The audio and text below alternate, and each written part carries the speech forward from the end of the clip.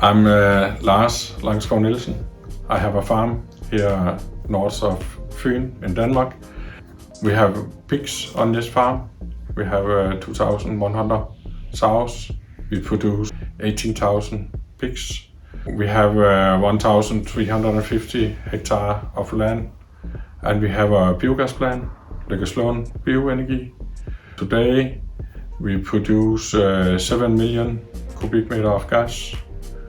We have allowed to use 121,000 tons biomass. Of course, we use this manure from our pigs, and we have a deal with other farmers with cows. We use straw, we use maize, sugar beets, and grass and ecological grass. BMS have a high capacity. It cut it very good. So when it comes to the digester, we have this gas very quick. And now we have used it in this BMS in 1 year, and it's running very good.